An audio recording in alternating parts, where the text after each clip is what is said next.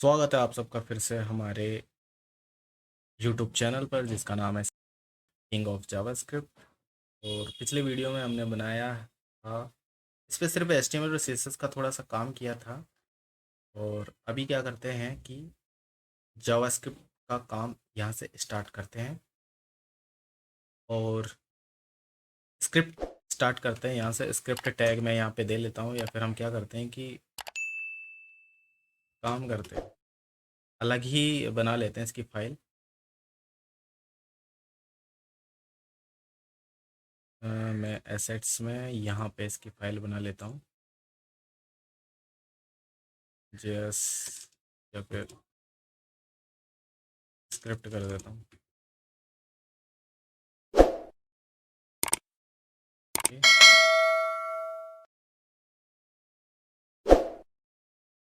Assets के अंदर GS के अंदर स्क्रिप्ट डॉट जीएस, और यहाँ पे हम इसका काम स्टार्ट करेंगे। सॉरी, जावास्क्रिप्ट का वर्क स्टार्ट करेंगे। हमने इसको सक्सेसफुली यहाँ पे ऐड कर दिया है। और हाँ, हमने इनकी आईडी भी ऑलरेडी दे रखी है, मतलब आप अपने हिसाब से भी दे सकते हैं। यूज़र नेम के लिए जो टेक्स्ट फिल हम यूज़ कर रहे हैं उसका नाम यूज़र नेम दिया है। आईडी ईमेल के लिए यूज़ कर रहे हैं तो ईमेल आईडी, ईमेल इसका नाम, और इसका पास 1 पास 2, और सबमिट की भी हमने एक आईडी दी है, सबमिट। ठीक है, तो यहाँ से स्टार्ट करते हैं कि जब उस पर क्लिक हो सबमिट पे, तो हमारा डेटा जो है वो चेक किया जाना चाहिए। तो हम बना लेते हैं कि इवेंट होगा। सबसे पहले तो इवेंट बनेगा, document dot get element by ID submit. जब सबमिट पे क्लिक हो तो एक इवेंट बनेगा, तो इवेंट लिसनर हम यूज़ करते हैं, ऐड इवेंट लिसनर। जब इस पर क्लिक हो, यानी इस वाले डॉक्यूमेंट के अंदर जो सबमिट वाली आईडी है उस पर जब क्लिक हो तो क्या हो, एक फंक्शन चलेगा। ठीक है, और फंक्शन चलेगा तो ये एक इवेंट भी जनरेट करता है। तो मैं ई नाम देता हूँ या कुछ भी नाम दे लेते हैं, इवेंट नाम दे लेते हैं।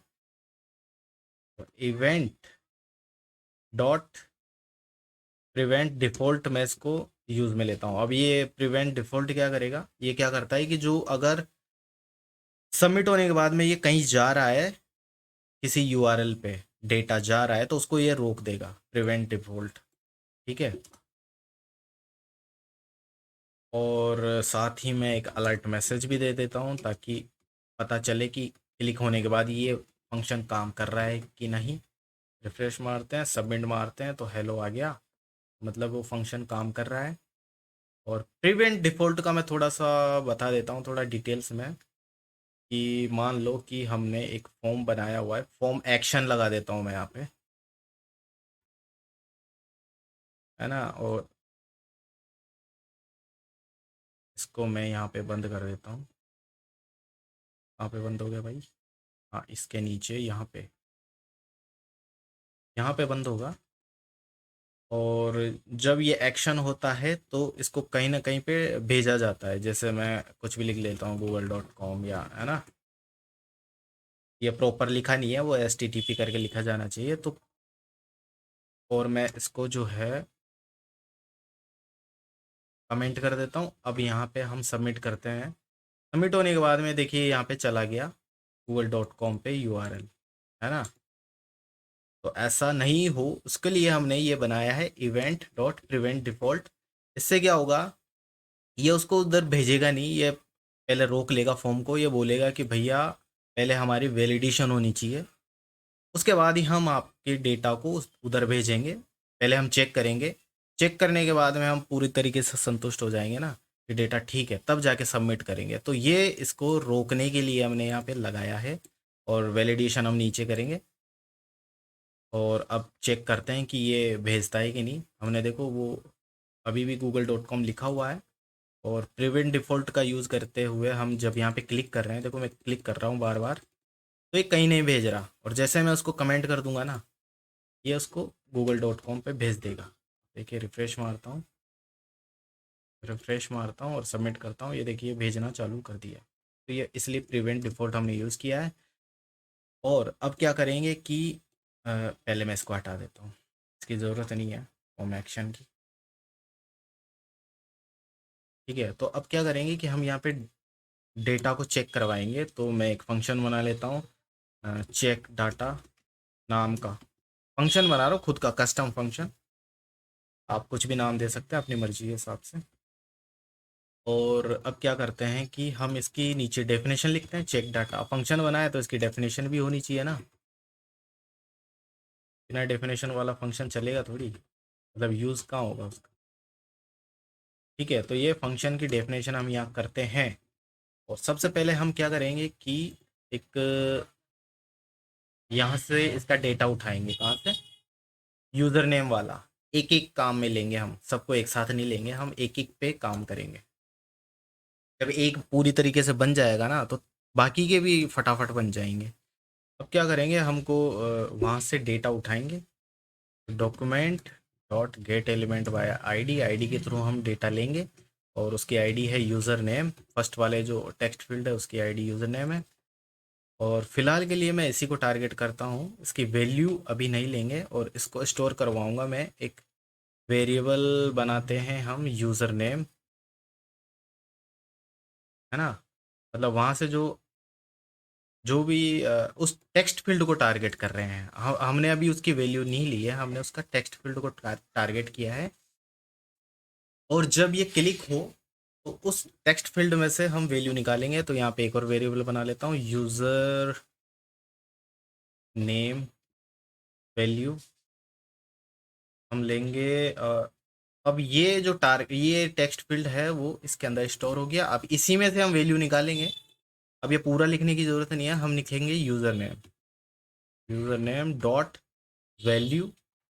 और बस इतना ही करेंगे, या फिर ट्रिम कर सकते हैं। अभी सेकेंड, ये क्या आ गया, अबे PLUE। ठीक है, और यूज़र नेम ये हो गया, ट्रिम कर सकते हैं। अबे ट्रिम से क्या होगा, ट्रिम से ये होगा कि अगर कोई उसमें स्पेस लगाता है, यानी स्टार्टिंग में और लास्ट में, तो ये उसको हटा देगा, गायब कर देगा। ये ट्रिम का ये मतलब होता है। और ये यूज़र नेम जो वैल्यू है, इसको एक बार अलर्ट करवा के देख लेते हैं कि डेटा आ भी रहा है कि नहीं। ठीक है, यहाँ पे हम अलर्ट मैसेज पे शो करवा रहे हैं। ये रिफ्रेश मारते हैं और मैं लिखता हूँ चांद, सबमिट मारते हैं और ये आ गया अलर्ट मैसेज में नाम। ठीक है, तो मतलब डेटा आ रहा है। अब क्या करेंगे कि इसको वैलिडेशन के लिए हम क्या करेंगे, इफ़ अगर वो नाम नहीं आता, मतलब खाली सबमिट करते हैं फॉर्म को, तो user name value equal equal to, अगर कोई ब्लैंक उसको सबमिट करता है, यानी आने वाला डेटा ब्लैंक है, तो क्या हो, तो इसको सेट कर देंगे एरर पे, सेट एरर। ये प्री डिफाइंड फंक्शन नहीं है, ये हम बनाएंगे। जैसे कि चेक डाटा हमने बनाया ना, वैसे हम इसको भी बनाएंगे। ये वाला फंक्शन चलेगा। और इस फंक्शन के अंदर हम भेजना चाहते हैं यूज़र नेम, ये वाला टेक्स्ट फील्ड हम भेजेंगे, ये वाला पास करवाएंगे as a parameter.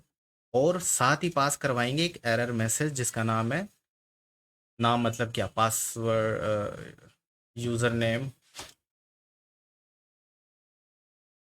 Can not blank, can't be blank. ठीक है, यूज़र नेम ब्लैंक नहीं हो सकता। और अगर ये ब्लैंक नहीं है तो एल्स में हम भेज देंगे इसको, सेट सक्सेस कर देता हूँ मैं। ठीक है, ये वाला फंक्शन बना लेता हूँ और इसमें ओनली यूज़र नेम जाएगा, कोई मैसेज नहीं जाएगा। ठीक है, ये हमने एक वैलिडेशन बनाई है कि आने वाला डेटा जो है अगर खाली हो तो एरर पे, एरर नाम का एक फंक्शन चलेगा जिसमें यूज़र नेम को पास करवा रहे हैं। यूज़र नेम मतलब ये वाला टेक्स्ट फील्ड, पूरा पूरा टेक्स्ट फील्ड, उसकी वैल्यू नहीं जाएगी, सिर्फ पूरा टेक्स्ट फील्ड जाएगा। और ये वाला साथ में एरर मैसेज जाएगा। और अगर ब्लैंक नहीं है तो सेट सक्सेस कर दिया, यानी एक अलग से फंक्शन बनाया है। तो अब ये क्या करेगा, तो हमें सेट एरर का एक फंक्शन बनाना पड़ेगा और साथ ही सेट सक्सेस का भी। ठीक है, तो हम इसके बाहर हम बना लेते हैं, चेक डाटा के बाहर फंक्शन, इसकी डेफिनेशन करते हैं ना। फंक्शन बनेगा सेट एरर, और यूज़र नेम आ रहा है तो हम उसको स्टोर करवा लेते हैं यू के अंदर। और जो एरर मैसेज आ रहा है या सक्सेस मैसेज आ रहा है, ऐसे तो एरर मैसेज ही है तो उसको स्टोर करवा लेते हैं, MSG कर देता हूँ मैसेज के अंदर। ठीक है, अब क्या करेंगे कि ये जो यू एक्चुअल में एक टेक्स्ट फील्ड है। आप नहीं मानो तो मैं इसको कंसोल में शो करवाता हूँ, क्योंकि टेक्स्ट फील्ड अलर्ट में शो नहीं होगा, वो कंसोल में होगा, कंसोल लॉग।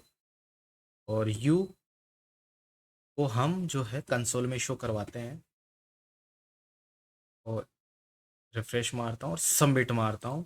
ठीक है, ब्लैंक हमने सबमिट किया है, और कंसोल में ये देखिए ये आ गया, टेक्स्ट फील्ड आ गया पूरा का पूरा, है ना। तो यू एक्चुअल में एक टेक्स्ट फील्ड है।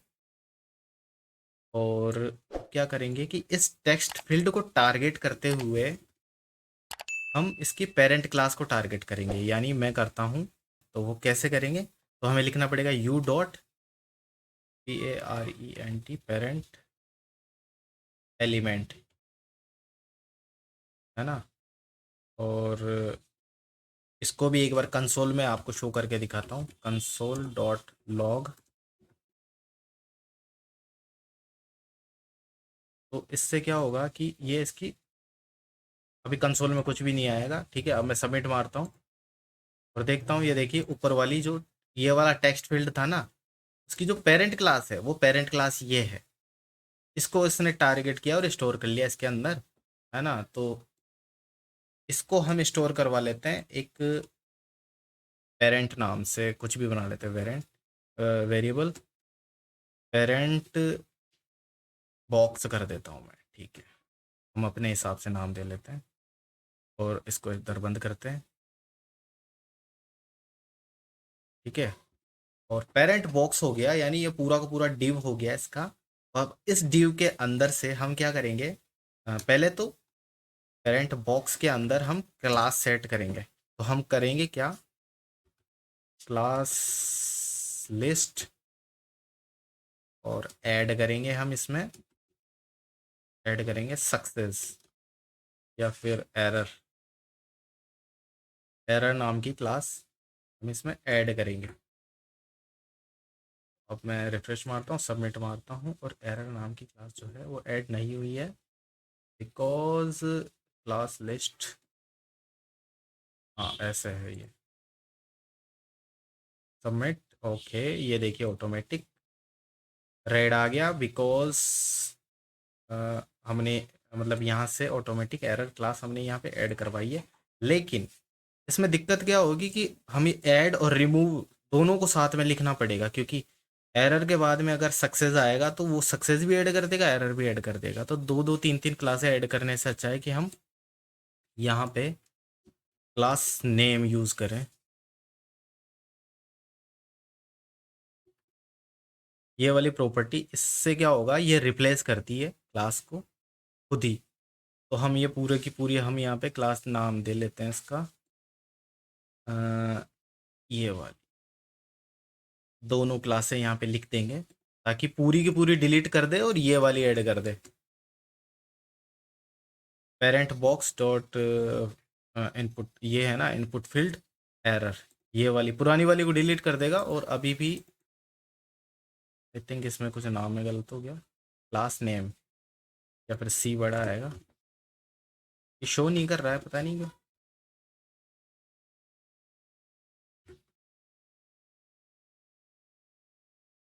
Class name, okay sorry for that, ये ऐसे आता है, इक्वल टू के अंदर करना पड़ता है इसको। ओके, अब रिफ्रेश मारते हैं, सबमिट मारते हैं, ये काम करने लग गया। ओके, अब बात करते हैं हम आइकन की।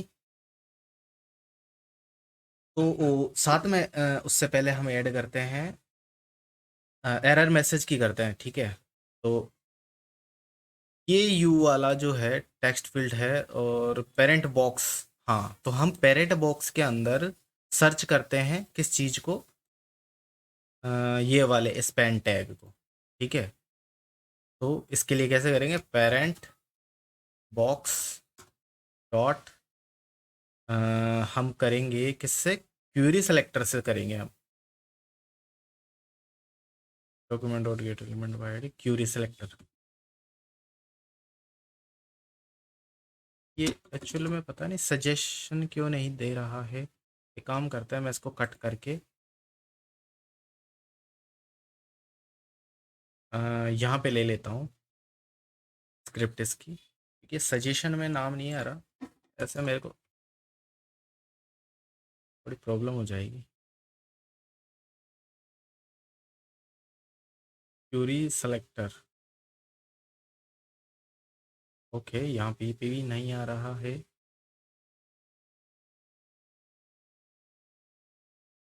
एक सेकंड,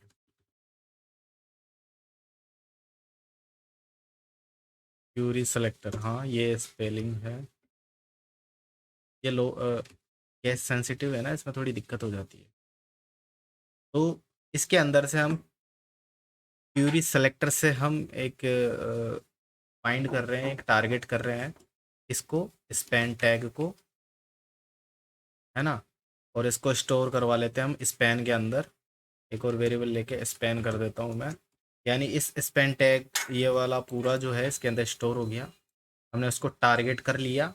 और इस स्पैन टैग के अंदर हम एक टेक्स्ट डालेंगे, इनर टेक्स्ट, और उसमें सेट करेंगे किसको, इस वाले मैसेज को, यहाँ मैं कर देता हूँ और रिफ्रेश मारते हैं, सबमिट करता हूँ, और वो एक्चुअल में नहीं आया, क्योंकि inner text query selector span tag को हम चेक करते हैं कि वो काम कर रहा है कि नहीं।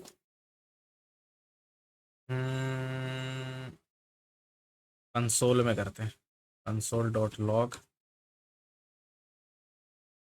स्पैन, ये यहाँ पे आ भी रहा है कि नहीं आ रहा, वो चेक करते हैं हम। कंसोल में जाएंगे, सबमिट मारेंगे, चेक करेंगे, और span inner text is not a function, okay. हाँ फंक्शन नहीं है भाई, इक्वल टू में आएगा ये शायद, हाँ इसी में आएगा भाई, इक्वल टू, फंक्शन नहीं है भाई, प्रॉपर्टी है। सबमिट मारते हैं, ये आ गया, user name can't be blank, ठीक है। साथ ही साथ कंसोल में भी आ जाएगा, ये देखिए कंसोल में भी आ गया। कंसोल वाले को हटा लेते हैं, बाकी ठीक चल रहा है मामला। अब सिर्फ आइकन की रह गई बारी, सबमिट मारेंगे, अब आइकन भी आना चाहिए, तो आइकन कैसे आएगा। आइकन के लिए हम क्या करेंगे कि इसको जो है, ये वाली क्लास हटा लेते हैं, इसको डायनेमिक ऐड करवाएंगे। तो रिफ्रेश मारते हैं, देखिए वहाँ पे अभी भी ब्लैंक है, क्योंकि ये जब तक क्लास ऐड नहीं होगी ना तब तक कुछ भी शो नहीं करेगा, ठीक है। तो उस वाली क्लास को हम कैसे ऐड करवाएंगे, फिर से हम क्यूरी सिलेक्टर यूज में लेंगे,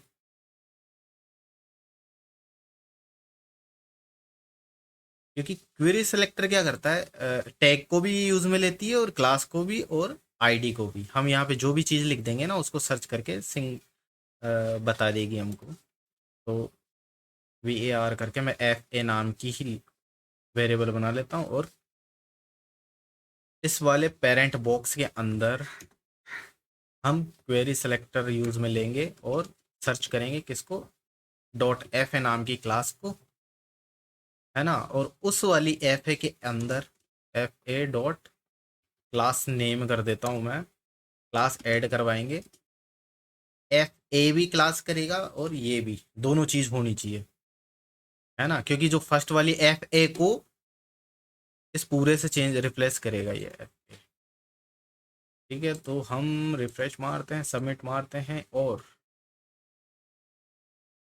और ये यूज़ नहीं हुआ है बिकॉज चेक करते हैं। पेरेंट के अंदर क्वेरी सिलेक्टर किया हमने एफ ए को इधर यूज़ नहीं किया, और class name F A dot sorry, फिर से सॉरी, इक्वल टू में आती है ये चीज़।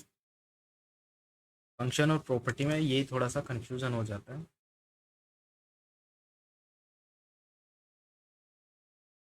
और अब रिफ्रेश मारते हैं और सबमिट मारते हैं, और ये देखिए आइकन आ गया। जब लेकिन आइकन हमने गलत लगा दिया, उसके लिए सॉरी। और ये वाला आइकन आएगा, कौन सा, ये वाला। ठीक है, तो कहाँ गई भाई, ये यहाँ पे इसको मैं लगाता हूँ और इसको हटाता हूँ। तो क्या है कि सेव करके यहाँ पे लगा लेते हैं थोड़ी देर के लिए कमेंट में, क्योंकि क्लास चली गई तो प्रॉब्लम हो जाएगी, दोबारा गूगल पे जाना पड़ेगा। ठीक है, तो ये सबमिट मारेंगे और ये एरर मैसेज शो हो गया। अब जब मैं मैसेज लिखूंगा, मतलब नाम लिखूंगा और सबमिट करूंगा, तो सक्सेस आना चाहिए, जो कि हमने बनाया नहीं है अभी तक। तो हम उस पर काम करने वाले हैं।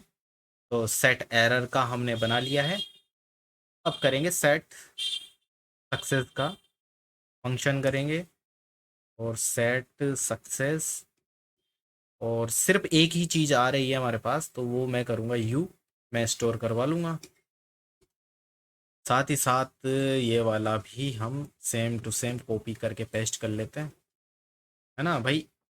इस वाले टेक्स्ट फील्ड का जो पेरेंट है, उसको हमने टारगेट किया। अब उस पेरेंट के अंदर हम स्पेन टैग तो ज़रूरत नहीं है, क्योंकि कोई मैसेज है ही नहीं, है ना। जो मैसेज है ही नहीं, तो फिर उस पर डालने का ये दो वाली लाइन, ये दो लाइन है, वो ज़रूरत नहीं है।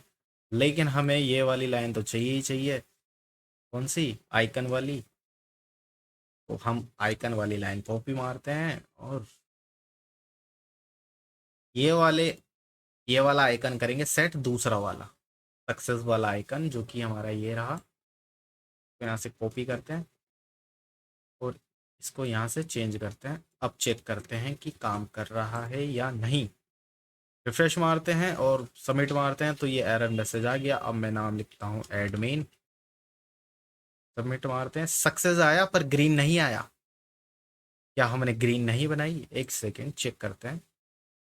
ग्रीन बनाई है, पर एरर क्लास को हमने चेंज नहीं किया है। ठीक है, हाँ ये वाली लाइन भी लगानी है भैया, ये वाली लाइन कैसे भूल गए। क्लास भी तो लगानी है सक्सेस वाली। ठीक है, तो इस वाली पेरेंट बॉक्स है, उसका जो क्लास है उसको हम सक्सेस में चेंज करेंगे। कौन सी वाली क्लास, ये इसके जो ऊपर है ना, कोडिंग में दिखाता हूँ मैं। यहाँ पे एरर, जब भी एरर वाली क्लास ऐड होगी, तो ये रेड रेड वाली बॉर्डर चढ़ा देगा इस पे। और जब भी ग्रीन वाली क्लास, सक्सेस वाली क्लास होगी, तो इसकी बॉर्डर को ग्रीन कर देगा। ठीक है, रिफ्रेश मारते हैं, ये फाइनल, और ये एरर मैसेज शो हो गया। अब एडमिन करते हैं।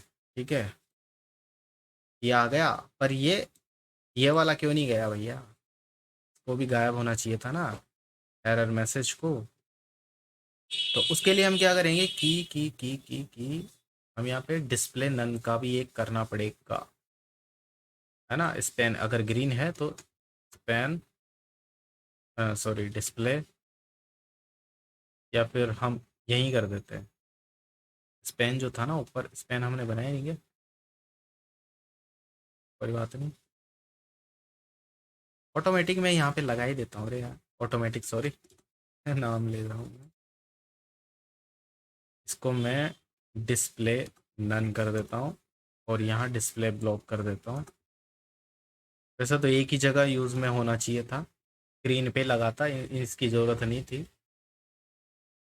पर कोई बात नहीं।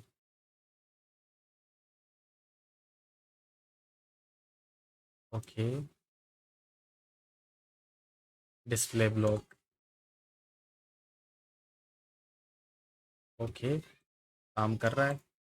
सक्सेस हुआ तो एरर मैसेज चला गया, और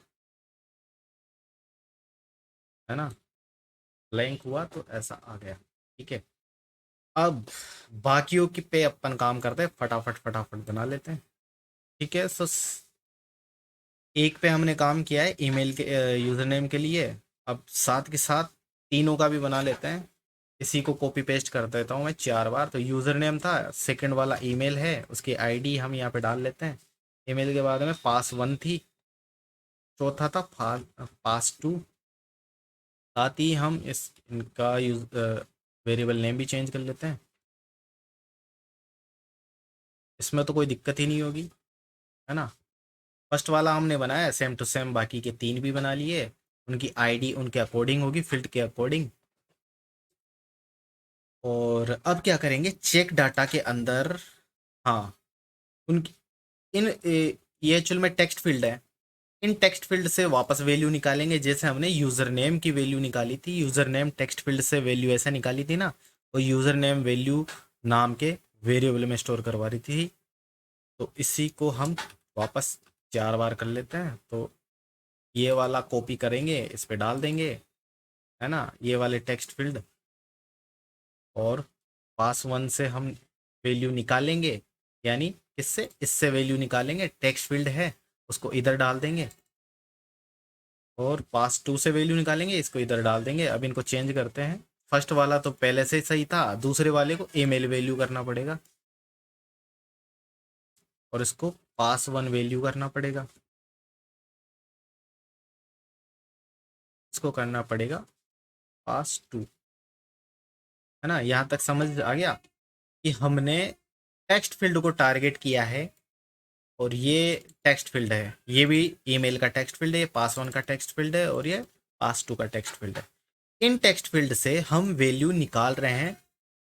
ये है ना user name dot value, email dot value. इनसे जो वैल्यू निकलेगी उसको एक नए वेरिएबल में स्टोर करा देंगे। ये हमने एक नए नए वेरिएबल बनाए हैं इनके नाम के अकॉर्डिंग, कि अब ईमेल की वैल्यू जो है ईमेल वैल्यू नाम के वेरिएबल में स्टोर है। और ट्रिम जो है वो वाइट स्पेस को हटाता है। यानी अगर आपने यूजर नेम से पहले कोई स्पेस, बहुत सारे स्पेस दे रखे हैं और एंड में स्पेस दे रखे हैं ना, तो ट्रिम क्या करेगा, टेक्स्ट फील्ड से आने वाली वैल्यू में से उस स्पेस को हटा देगा, बीच वाले स्पेस को नहीं, फर्स्ट और लास्ट वाले स्पेस को ओनली। तो हमारी जो वैल्यू है वो चारों टेक्स्ट फील्ड की इसमें आ चुकी है, मतलब आ जाएगी जब सबमिट होगा।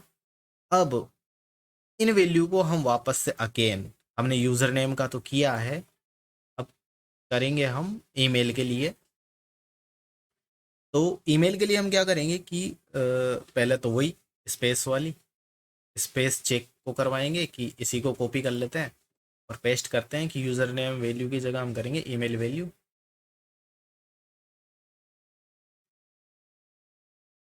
हाँ sorry, email same to same होना चाहिए ना नाम, ये वाला।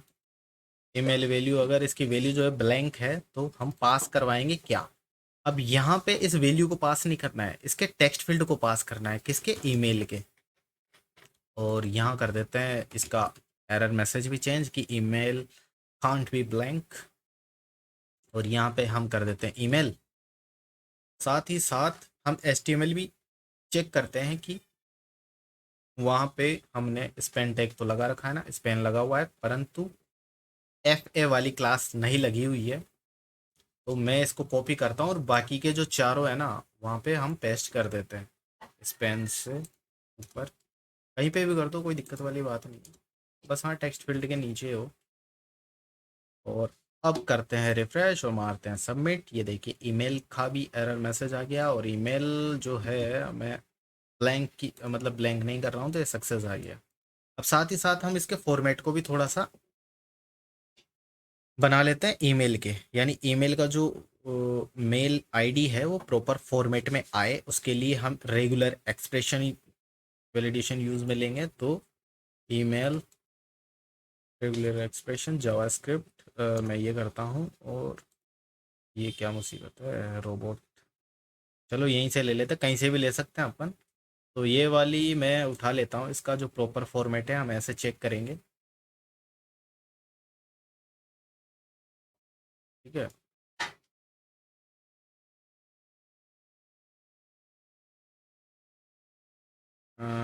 ठीक है, ये वाली भी ठीक है।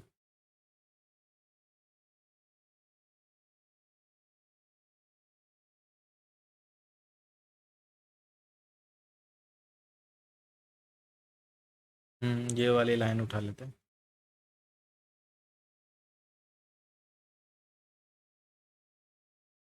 ओके, तो कैसे करेंगे भैया, कहाँ गए? हम जा रहे हैं ईमेल पे, और इसी के बीच में एक एल्सिफ वाली भी ऐड कर लेते हैं। यहाँ पे नहीं, एक और वैलिडेशन इसी में लगा देते हैं, एल्स इफ, और कंडीशन बनाएंगे। एक कंडीशन लगा देता हूँ मैं, अगर ईमेल ईमेल नहीं है तो प्रॉपर फॉर्मेट में। ठीक है, तो हम यहाँ पे करवाते हैं ईमेल वैल्यू। यहाँ से वैल्यू आएगी।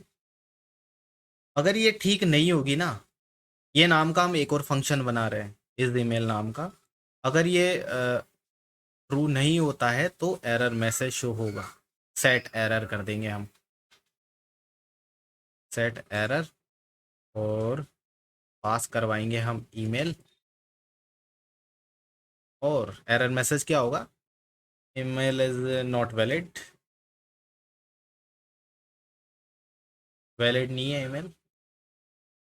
ठीक है, ओके, तो ये फंक्शन बनाते हैं इस ईमेल,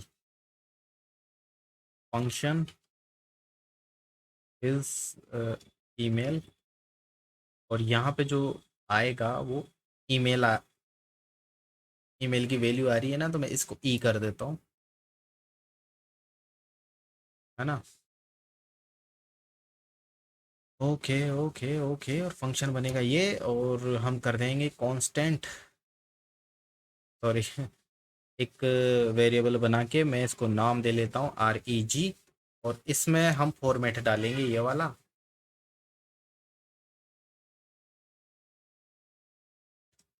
ये वाला फॉर्मेट। अब इस फॉर्मेट से हम मैच करवाना है, यानी एक रेगुलर एक्सप्रेशन है इसका, ईमेल को चेक करने के लिए कि इस वाले फॉर्मेट में वो एग्जिस्ट करती है नहीं करती। ठीक है, तो हम करेंगे REG.टेस्ट, टेस्ट नाम का हमारा एक मेथड है प्रीडिफाइन, पहले से जावास्क्रिप्ट का बना हुआ है।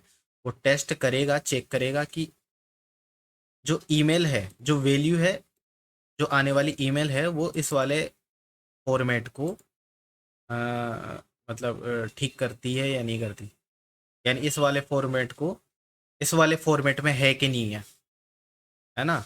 और इसी को हम रिटर्न करेंगे, और ये टेस्ट फंक्शन जो है ना, रिटर्न क्या करता है, ट्रू और फॉल्स में देता है। अगर इसको प्रॉपर इसके मुताबिक काम करती है ना, ये इसका डेटा इसके अकॉर्डिंग है, तो ट्रू रिटर्न करेगा, अदरवाइज फॉल्स रिटर्न करेगा, ये टेस्ट वाला मेथड।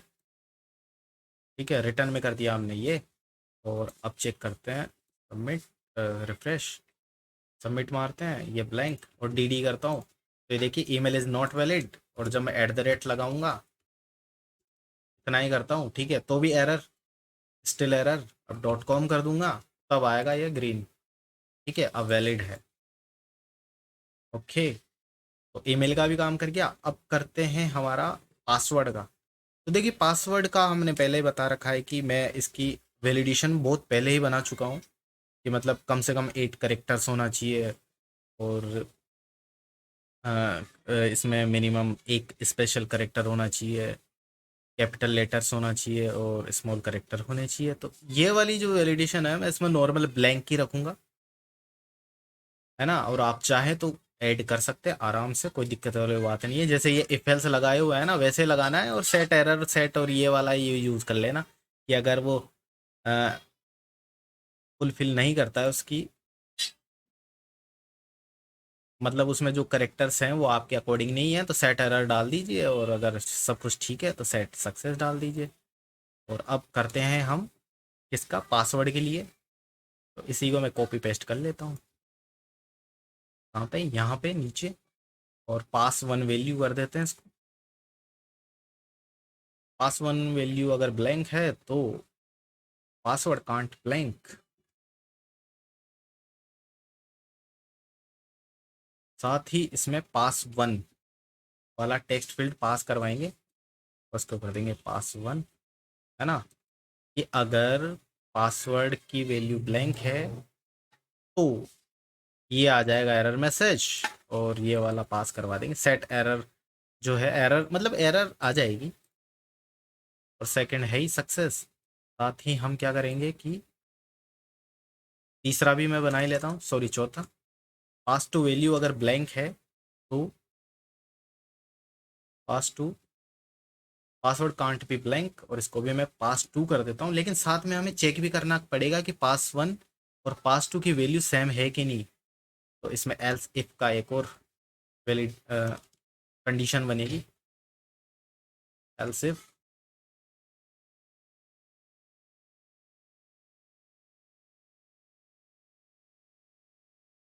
कि pass one value equal to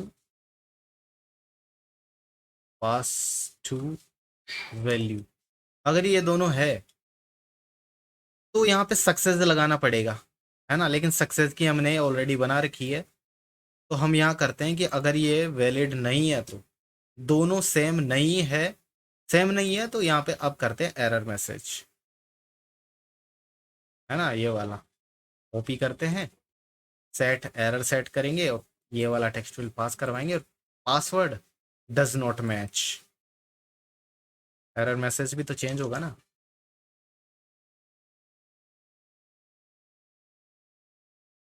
ठीक है, अब चेक करते हैं, रिफ्रेश मारते हैं और सबमिट मारते हैं। ये देखिए सबकी एरर मैसेज आ गई, ईमेल मतलब ब्लैंक की आई है मैसेज, और इसमें नाम डालते हैं एडमिन।